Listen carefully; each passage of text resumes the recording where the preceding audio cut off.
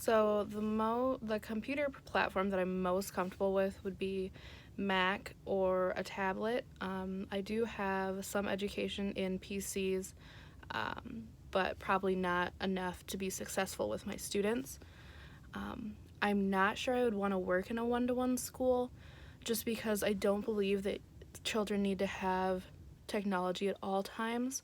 There are times when you can use tablets or computers, but it's really not something that everyone needs to have as long as the district or school that you're working for can provide those things for your students, for anyone at one time.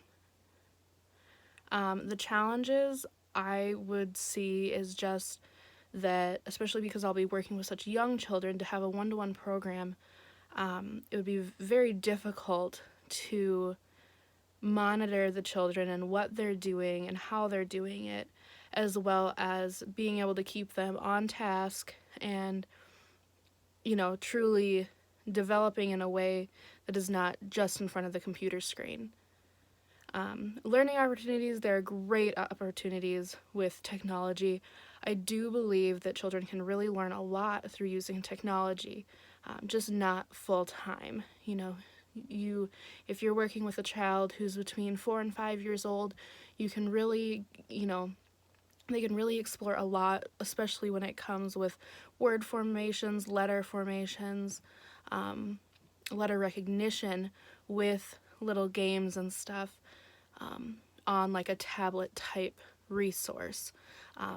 But that's not something that they need all the time. They can also be working on tracing letters as well as copying letters, or if they're advanced enough, forming words if they can.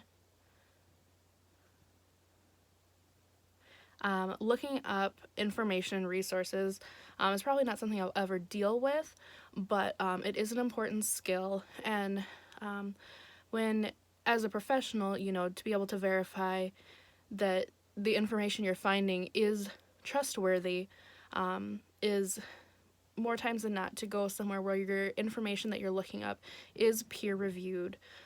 So then you know that someone who's written it, someone has also gone and looked at it and edited it who is an expert in that field or in that subject. So you're getting the most factual information possible. For my students, I would say the same thing. I do believe that, you can really look anywhere for information, but just make sure to double check with other sources that what you find on one website is similar to what you would find on another website, except for in situations where it's opinion-based information. If I was in a school that was one-to-one,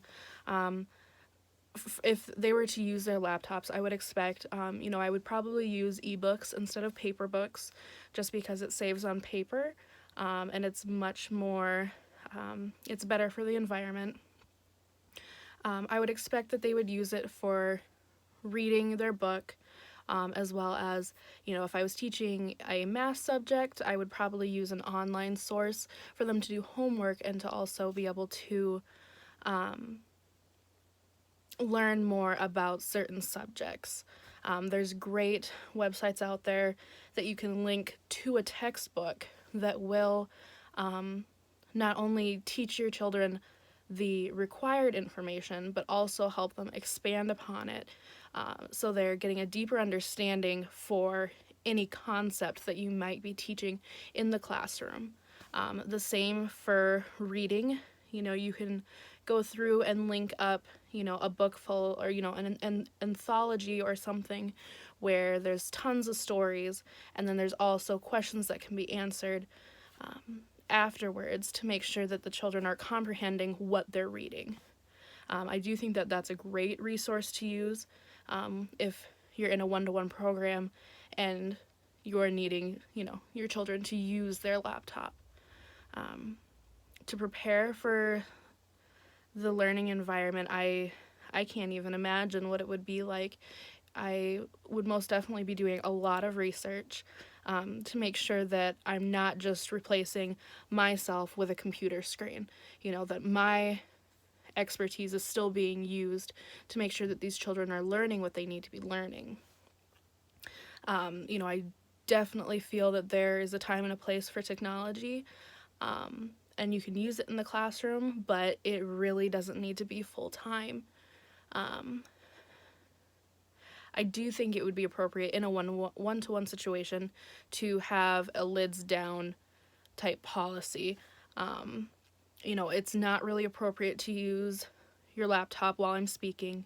It's not, it's not good to use it when, I am trying to answer questions or trying to spark a conversation between students and myself.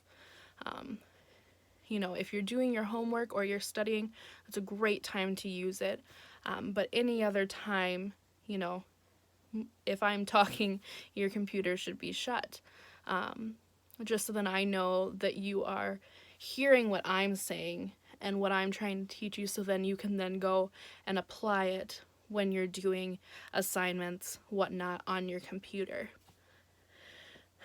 I would say through working through it myself, online resources I'm very comfortable with.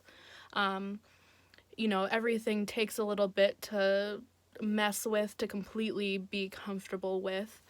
But sources I've used in the past are like, math programs where the children are doing the math questions and being able to get instant feedback to whether they did it correctly or not, and be able to be walked through how they did it wrong or how they did it correctly, and how they can be better the next time they have a similar question.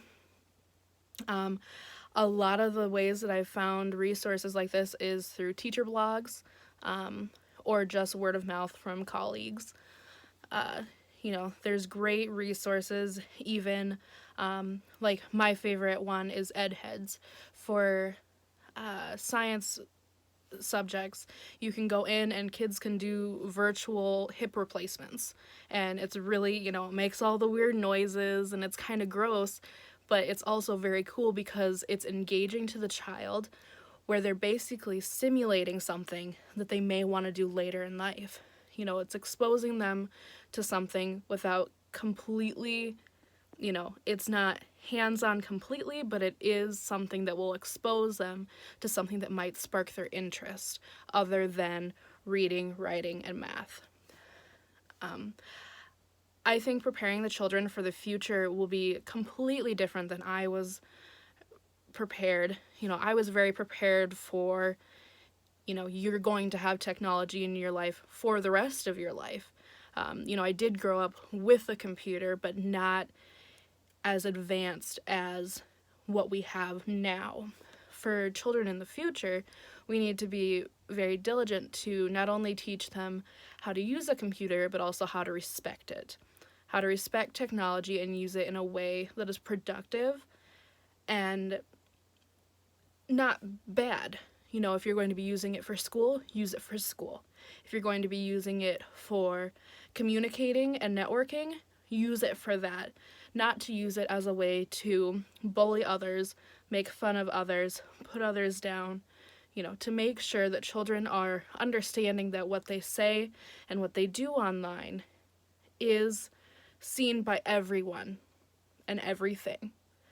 There's nothing that you can really hide, and, someday as you get older, there will be a time where an employer or an educator, if you're applying for schools, they might look at those things to see if you truly are a good candidate for what they want. Now, for me, working with very young children, that's not going to be a huge concern, but it is something to teach children of all ages, so then they have a great base and foundation so they can be great people when they grow up.